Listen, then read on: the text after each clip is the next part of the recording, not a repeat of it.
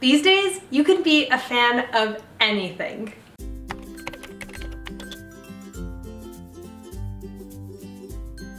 Hi everyone, welcome back to YouVoluntear. My name's Anna and today, as you might have guessed, is Fandom Week.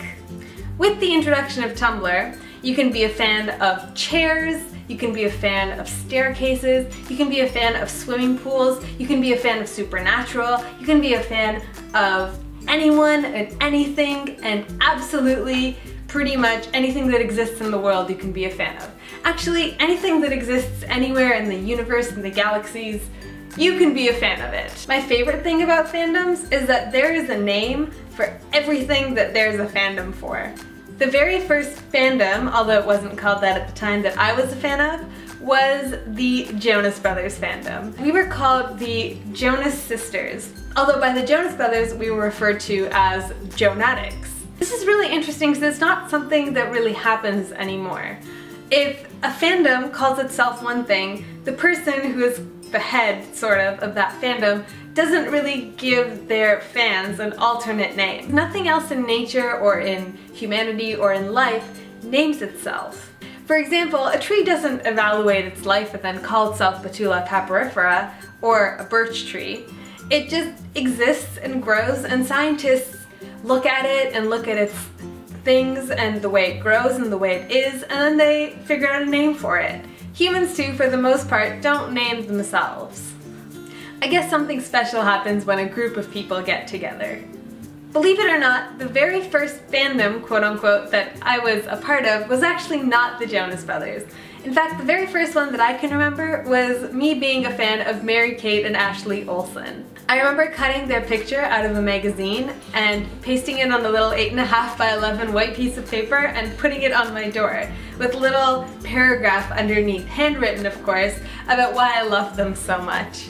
It's cool how having a role model is so important to us as people and as children that are growing especially. When I think of the fandoms that I'm a part of, I usually think of Tegan and Sarah or Hannah Hart or Grace and Mamrie to go with Hannah Hart.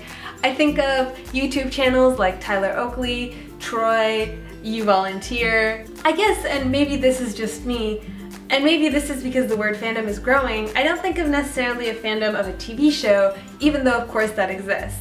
A personal favorite of mine is a TV show called Orphan Black, and the fans are called the Clone Club because, of course, there are clones on the TV show. This word fandom became something from just me in my house putting a picture of Mary-Kate and Ashley Olsen on a piece of paper and writing what I loved about them, to me being a fan of the Jonas Brothers and listening to every song approximately 1,000 times, to being a fan of Tegan and Sarah and being inspired by their music and learning about myself, to being a fan of Hannah Hart and being introduced to YouTube and being on YouTube. It's just such a cool development, and it's such a cool way to look at your life and the perspective of what things you've been a fan of. Of course, the things that you're completely passionate about definitely change who you are as a person.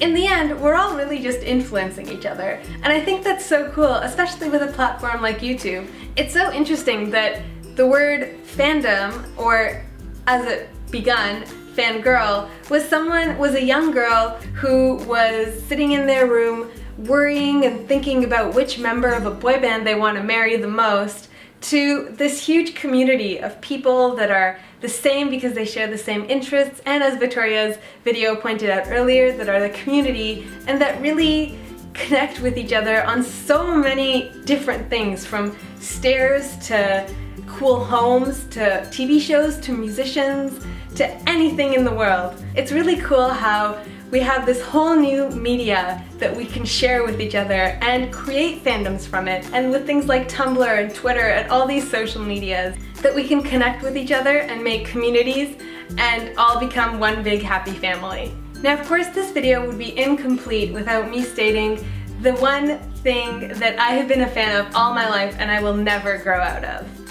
And that is the dog fandom, and without dogs I don't know who I would be. So I'm so thankful that they exist and that fandoms exist, and I especially am thankful that you're watching this video and you got all the way to the end of it.